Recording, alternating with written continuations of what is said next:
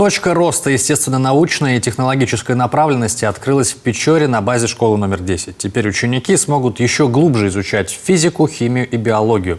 В школе в рамках программы отремонтировали и оборудовали 3 кабинета. Дарья Вологжанина о школьных инновациях. Еще одна точка роста заработала в начале этого года в Печоре. Теперь ученики общеобразовательной школы номер 10 смогут расширить свои знания в физике, химии и биологии. Направленность естественно-научная и технологическая узкая, но важная. За нее проголосовало большинство и родителей, и детей. Хотели бы, наверное, чтобы дети наши все-таки посмотрели, что кроме компьютерных игр есть еще и такие предметы, как физика, химия, биология, что они все-таки могут быть намного интереснее, чем школьная программа, так как точка роста позволяет детям шагнуть за рамки школьной программы и увидеть более интересные направления. И все-таки я надеюсь, что, наверное, детей это сподвигнет к тому, что может быть, кто-то из них станет великим биологом, химиком, физиком. Будем потом гордиться нашими учениками.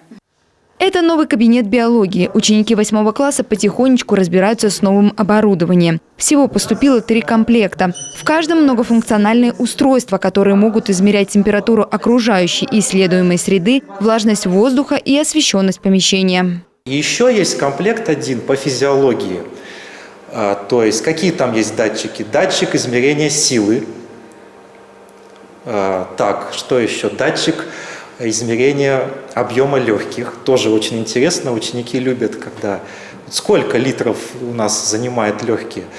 Так, и самое там интересное – это ЭКГ. То есть, можно снять электрокардиограмму прямо на уроке.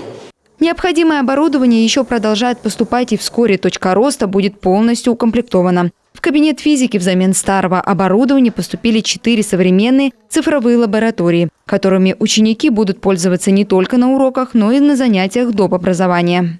Это датчик по физике, который может позволить измерить магнитное поле, температуру и давление. То есть такие мультидатчики позволяют выполнить несколько экспериментов и опытов.